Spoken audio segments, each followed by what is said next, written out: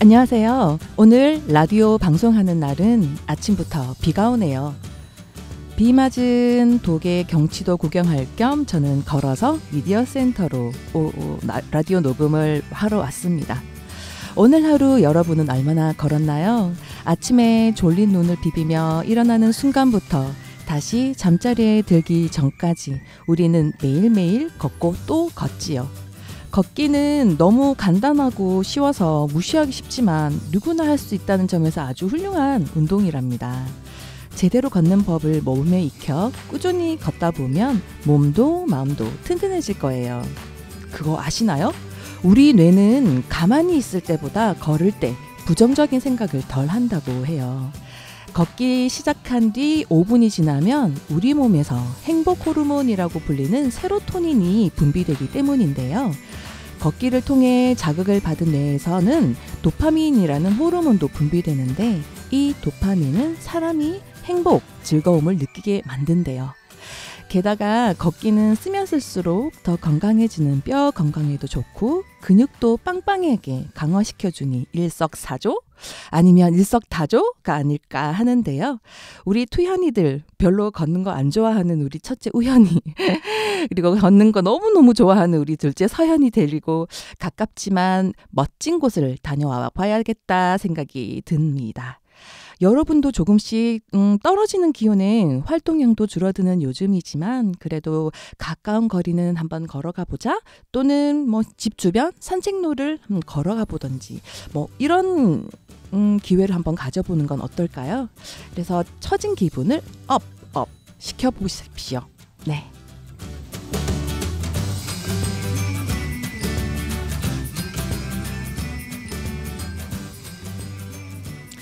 안녕하세요 여러분. 독일라디오 봄봄 투현투게더의 진행자 인다 강현주입니다.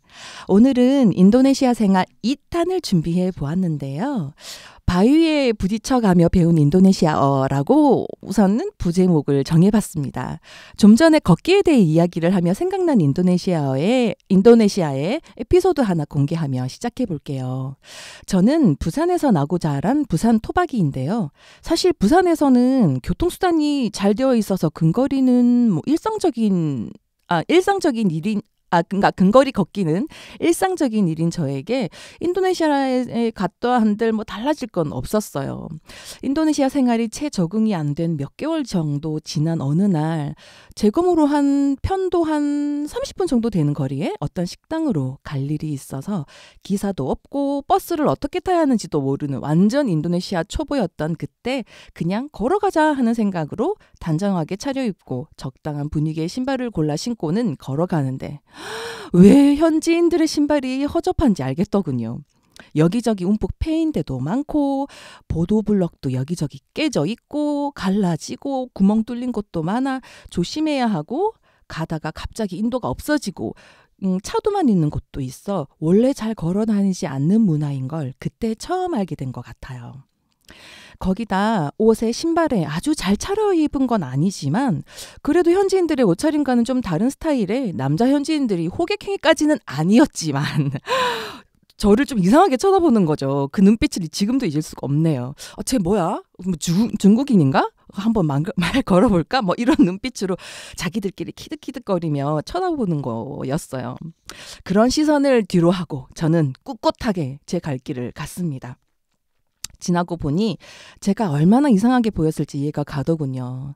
현지인들은 어떤 집안 행사나 뭐 여러 가지 약속이 있거나 뭐 중요한 약속이 있거나 하면 내가 알던 사람이 맞는지 모를 정도로 화장을 짙게 합니다. 짙게 하고는 전통 의상을 쫙 차려입고 멋진 차를 타고 이동을 하더라고요. 그 모습으로 걸어 다니는 걸 저는 거의 본 적이 없어요. 그래서 저는 그 이후로 저도 걸어 다니는 일을 좀 자제하거나 아니면 아예 중국계인 양 민낯으로 편한 복장으로 쫄쫄이를 신고 다니기도 했었답니다. 본론으로 들어가서 제가 처음 인도네시아 그 자와섬에 있는 수도 자카르타 부근에 외국인이 많이 사는 주거 지역인 찌까랑이라는 곳에 친언니 내외가 이미 자리 잡고 생활하고 있어서 부모님과 함께 인도네시아 따뜻한 나라에서 생활을 해보자는 생각에 하던 일을 그만두고 가게 되었는데요. 계속 일해왔던 터라 환경은 바뀌었지만 갑자기 생산적인 일을 하고 그러니까 없다는 생각에 얼마나 사람이 무기력하게 만드는지 느끼게 해주는 시간이었어요.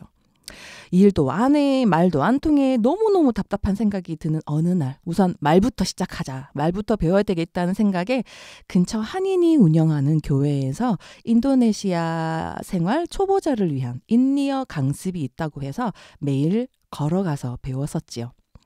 인도네시아어는 알파벳 그대로 사용하기 때문에 우선 접근성이 뛰어나고 영어보다는 발음이 간단해서 발음 그대로 말하면 되니까 일상 대화나 기본적인 문자를 넣는다던가 하는 거가 비교적 조금 접근성이 좋은 편이었어요. 물론 문어체로 쓴다던가 문법을 다루는 단계까지 가면 굉장히 어렵겠죠. 몇 주차 매일 인도네시아어 공부를 교회에서 해가며 집에서 공부도 하고 집에서 일하는 가정부와도 대화라고 할 수 있을 정도는 아니지만 바디랭귀지를 활용해가며 현지 언어를 조금씩 배워갈 때 전화로 생수를 시키거나 먹거리를 주문해야 하는 상황이 생겨서 크게 심호흡을 해가며 떨리는 가슴을 쥐어잡고 한번 주문을 해봤던 상황이 있었는데 뭐라고 말해야 하는지 정말 모르겠더라고요. 그래서 우선 전화기를 우선은 들고 하며 끊었던 기억을 처음으로 다시 시도하고 계속하다 보니 이제는 주문을 할 수 있는 상황이 되었었죠. 인도네시아에 간 지 한 1년 반 정도 지난 어느 날 이제는 한국계 회사에서 일을 한번 해볼 수 있지 않을까? 막연한 자신감으로 한국에서 했던 경험을 한번 살려서 구직 활동을 한번 해보자 이런 생각이 들었답니다. 그래서 자카르타 수도 석탄을 캐는 회사에 사무직 직원으로 채용이 되면서 근처 아파트를 구해 출퇴근하며 직장을 다니게 되었었지요. 현지인 여직원이 사무 업무를 이미 보고 있었는데요. 그 직원이 은행이라도 간 날이면 초긴장 상태에 돌입하게 되는 거죠. 왜냐고요? 사무실에 걸려오는 전화를 받는 일은 처음이었으니까요. 누가 어떤 일로 누구를 찾는데 좀 바꿔달라는 등의 통상적인 그런 대화 내용을 아직 알아들을 정도가 아니었던 저는 전화를 받기는 하지만 아빠? 그러니까 이게 아빠가 무엇이라는 뜻인데요. 아빠? 이러면서 계속 몇 차례 아빠만 반복하고 있다 보니 옆에서 보다 못한 한국인 상사가 와서 대신 전화를 받고 나서는 엄청 혼이 났던 경험. 그리고 그 현지인 여직원이 안 나온 날 마침 석탄을 캐는 지역 인부들에게 월급을 송금해야 하는 날이 된 거죠. 은행에서 송금해 본 적이 있냐는 사장님의 물음에 한국에서는 의뢰 많이 해봤었으니까 특별할 거 있겠어? 한번 가보자는 생각에 할 수 있다고 하고 사장님과 함께 거래은행을 갔는데 어떤 용지에 어디에 무엇을 써야 하는지 몰라서 참 지금 생각하면 너무 무대포였던 것 같은데 거래은행을 창구 직원에게 물어가며 적었는데 글쎄 하루가 지나도 돈을 못 받았다는 연락에 다시 확인을 해보니 숫자 하나를 빠뜨리고 적은 거죠. 그 금액이 빠뜨리고 적어서 그 금액이 홀딩되어 있다는 사실에 사장님께 얼마나 혼이 났었는지 돌이켜 생각해보면 정말 아무것도 준비가 안 된 채 무대뽀로 일하게 되면서 거의 민폐만 지고 나온 6개월 만에 공고 퇴사를 하게 된 저의 흑역사이자 그 회사에 죄송하기도 하고 그런 경험을 하게 해주신 것에 대한 감사한 마음 등 만감이 교차하는 인도네시아의 첫 직장 경험이었습니다. 그 이후 한 2, 3주 정도 구직 활동을 하다가 다시 마찬가지 자카르타에 종로학원이라고 지금도 있을지는 모르겠어요. 한국인 고등학생을 대상으로 하는 대입 전문 학원이었는데요. 그 사무장으로 일을 하게 되었지요. 그땐 조금 말을 편하게 대화할 수 있게 된 것 같아요. 한 1년 동안 근무를 하게 되면서 간단하게 뭔가를 지시하는 문장, 그들의 억양, 어떤 상황에 어떻게 말해야 하는지 그 한국인이 쓰는 말 그대로 직역해서 인도네시아로 말하면 못 알아먹어요, 현지인들이. 그래서 현지인들이 쓰는 문장을 메모해가며 또는 잘 모르면 직원을 불러다가 천천히 물어가며 배웠던 언어의 자신감이 조금 이제 붙은 시기가 아니었나 싶어요. 만 1년 동안 여기를 다니면서 찌까랑 집에서 자카르타 종로학원까지 약 2시간 반 정도 소요되는 버스를 편도 한 3회 정도 갈아타는 길이었거든요. 이 1년 동안에 버스로 출퇴근했던 그 에피소드는 다음 편으로 미룰게요. 이야기거리가 아주 많답니다. 다들 깜짝 놀라는 그런 에피소드가 있거든요. 기대해 주세요. 이 종로학원에서 한 11개월 정도 일하던 어느 날 지인으로부터 경영학과를 졸업한 미혼 여성을 구한다고 생각이 있는지 물어보더라고요. 회사도 신생회사이고 집과도 근처에 있어 가까워 좋았고 무엇보다 새로운 일을 또 배울 수 있겠다는 생각에 1개월간의 업무 인수인계를 마치고 바로 이직을 하게 되었지요. 종로학원에서 쌓였던 자신감은 이 회사에서 들어오자 모래성과도 같이 형체도 없이 무너져 버렸고 갑자기 인사, 총무, 재무, 회계 부서를 통합해서 제가 맡게 되면서 관련 업무 언어에서부터 딱딱 막히기 시작했고요. 엄청난 스트레스를 받아가며 공부도 하고 말을 해야 했고 지시도 해야 했고 초기 셋업 단계에선 중요한 포지션을 맡고 있던 현지인을 내보내게 되면서 지나고 보니까 저의 언어 실력이 부족해 생긴 오해였던 거예요. 그때는 제가 인지하지 못해서 그 직원을 내보내게 만든 실수. 그로 인해 업무가 마비되면서 후폭풍이 밀려오는데 관련 부서에서는 항의와 상급자에게는 도대체 그 자리에 앉아서 그 자리에 왜 있냐고 도대체 무슨 일을 하고 있는 거냐고 엄청난 질타를 받으며 배운 업무 관련 용어, 직원들 어루고 달래기, 매년 급여 인상안으로 직원들과 협상하기, 각종 세무회계조사 환급 등등 해가며 쌓은 언어 실력이었답니다. 그러니까 맨땅에 진짜 헤딩하며 배운 거예요. 체계적으로 배운 것도 아니고 그냥 이렇게 부딪혀가며 배운 그런 언어였답니다. 이 회사를 다니며 저의 신랑을 만나게 되기도 했고요. 정말 많이 부족한 저를 뭘 믿고 이렇게 채용했었을까 감사한 마음 가득 새기고 있습니다. 감사합니다, 사장님. 그때 언어뿐만 아니라 모든 분야에서 많은 것을 배우게 되었다는 걸 언제 기회가 된다면 꼭 뵙고 감사 인사를 드리고 싶습니다.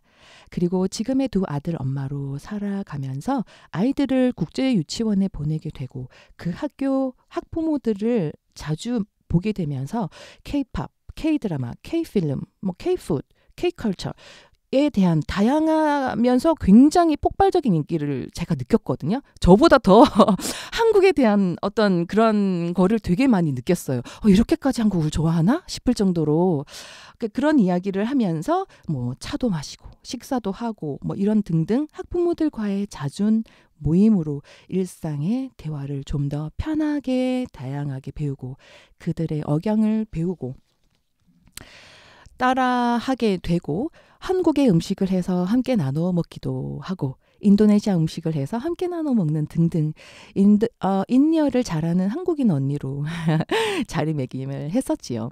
아이들 일로 제대로 인사도 못하고 한국에 정착하게 되어 많은 아쉬움은 있지만 언젠가 분명 만날 날이 있을 거라는 기약을 두 손 모아 해봅니다.